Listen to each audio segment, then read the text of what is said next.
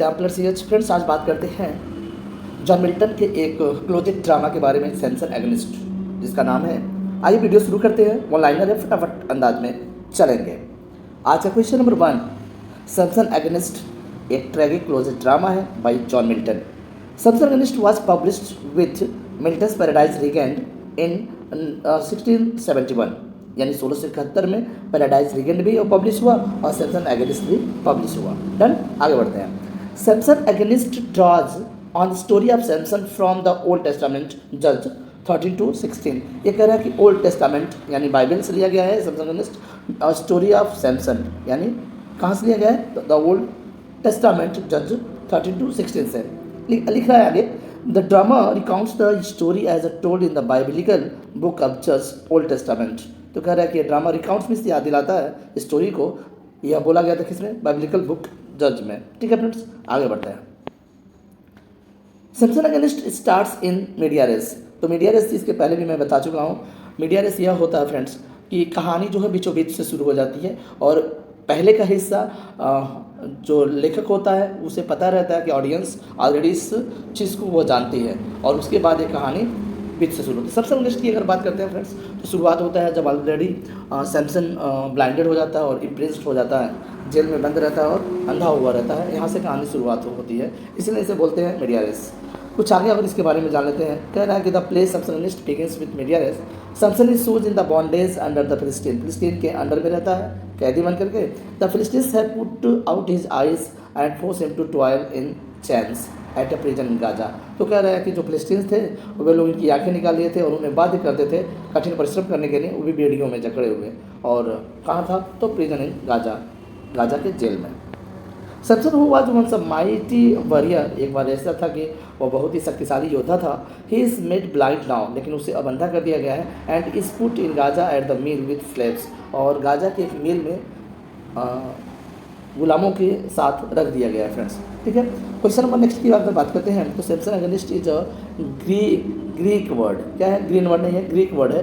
तो कह रहे हैं सैमसन एगनिस्ट का मतलब होता है, सैमसन का मतलब होता है एथलीट, चैंपियन या रेसलर। ठीक है फ्रेंड्स, ध्यान रखिएगा, इसका मतलब होता है सैमसन का मतलब क्या? एथलीट या रेसलर, या कह सकते हैं champion. Okay, next. The closing drama deals with the final phase of Samson life. Samson के अंतिम चरण में, यानी जीवन के अंतिम चरण का यह ड्रामा डील करता है। नेक्स्ट है, on the title page of Samson Agonistes Milton calls it a dramatic poem. Milton ने इसे ड्रामेटिक पोयम नाम दिया है। Samson, Manoa, Delilah and Harapha of Gath are the characters in Milton Samson Agonistes. तो ये सैमसन है, मनोआ है, डेलिला है और हार्फा, ये सब कैरेक्टर्स हैं किसके? सैमसन एगनिस्ट के। Who is the hero of the closing drama Samson Agonistes? तो सैमसन खुद इसका हीरो है। The following lines, Samson made captive blind and now in the prison at Gaza, there to labor as in a common workhouse on a festival day। तो कह रहा है कि occurs in the argument section of Samson Agonist।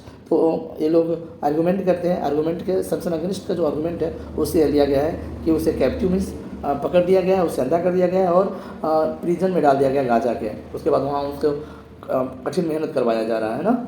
ठीक है, आगे बढ़ते हैं। हाउ डू द फिलिस्तीन सेलिब्रेट सैमसन कैप्चर? अच्छा, फिलिस्तीन जब वो पकड़ लेते हैं सैमसन को तो किस प्रकार सेलिब्रेट करते हैं? तो कह रहा है कि फिलिस्तीन celebrate his captures with the holiday, छुट्टियों के साथ, एंड फीस्ट, दावत के साथ, दियर आइडल गॉड ड्रैगन, किसके साथ? तो अपने जो आइडल मूर्ति जो भगवान है ड्रैगन, उनके साथ ये लोग दावत और छुट्टियाँ मना करके सेलिब्रेट करते हैं। Samson laments his fallen condition and most of all his blindness। तो कह रहा है बाद में चल करके सैमसन अपने ब्लाइंडनेस पे रोता है और अपने पुअर कंडीशन पे रोता है। ठीक है, वो आगे बता रहा है। Who इंटर्स the stage at the distance and comments on the fallen hero and the mutability of Fortune adding his plan. तो कौन है? तो कोरस है। कह रहा है कि कोरस इंटर करता है स्टेज पर और उसकी भाग्य की परिवर्तनशीलता के बारे में ऐड करके उसकी चीज़ों को बताता है। तो कोरस है। How does the chorus contribute to the progress of the drama? तो कह रहा है कि वो क्या कहता है, कैसे ड्रामा को प्रोग्रेस करता है? तो by supplementing Samson analysis of his fallen state. तो बताता है सप्लीमेंटिंग होता है, ऐड करता है उसमें अलग से सैमसन एनालिस्ट और विश्लेषण करता है उसके दमन पे या क्या बोलते हैं पतन पे, by leading him into the further recognition of the more abstractly philosophical nature. तो आगे बढ़ने की बात बताते हैं सब। ठीक है, फिलोसफिकल नेचर के द्वारा। हु इज़ मनोवा, तो सैमसन जो है सैमसन ओल्ड फादर है, मनोवा जो है सैमसन के बूढ़े पिता हैं मनोवा।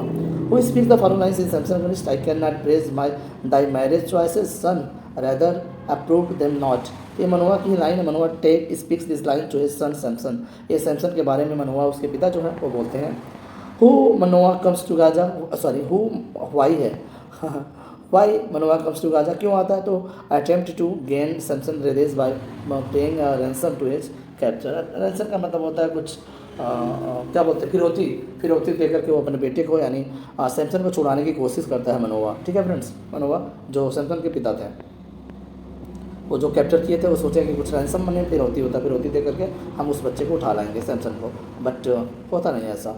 Who urges Manoa to drop the plan of getting him free and let Samson remain in condition of the servitude in remuneration for his sins। तो सैमसन ये खुद करता है, पश्चाताप करता है, सैमसन खुद इस बारे में कहता है to drop the plan of getting him free and let Samson remain in his condition of the, तो कहता है कि मैं छूटना नहीं चाहता इस जेल से, हम यहीं रहना चाहेंगे, तो इसका खुद वो जिम्मेदारी देता है।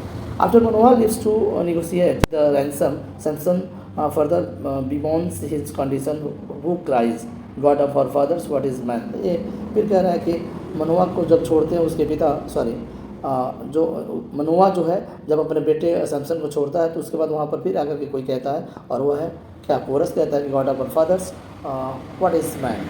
ठीक है friends, which act shows the meeting between Samson and Delilah.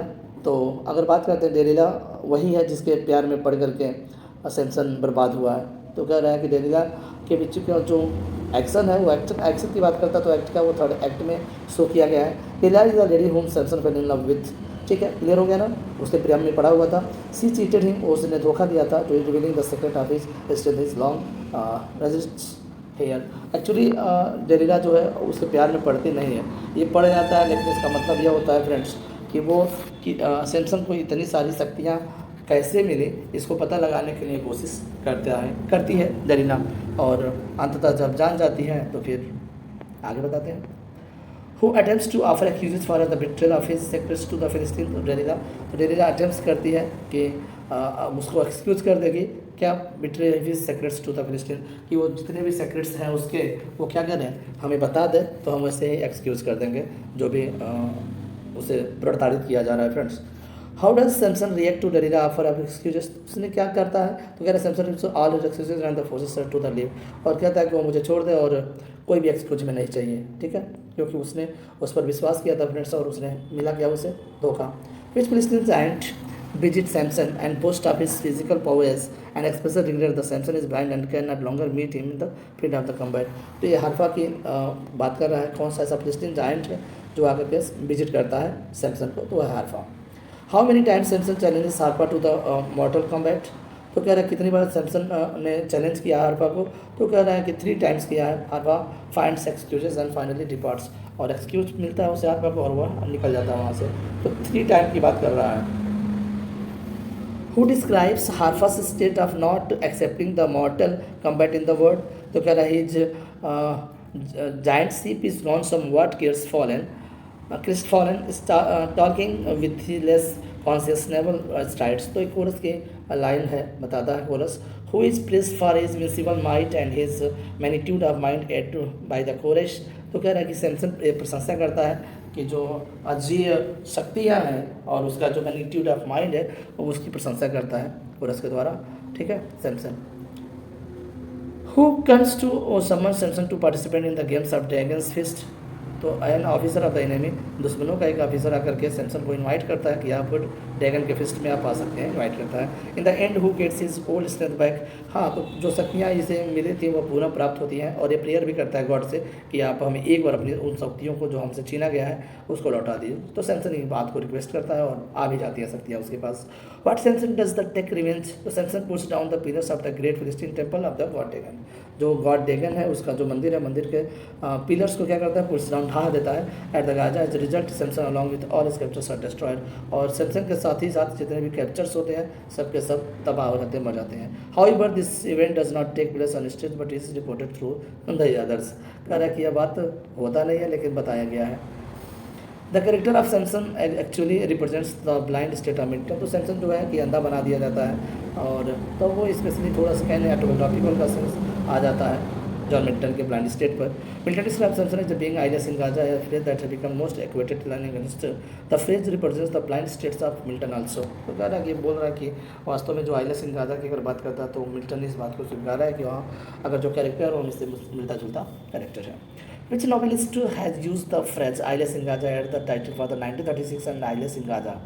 तो आइलियस इन गाजा की अगर बात करते हैं तो लिखा किसने है नॉवलिस्ट ने, वो लिखा है एल्डस हक्सले ने। एल्डस हक्सले ने आइलियस इन गाजा इन 1936।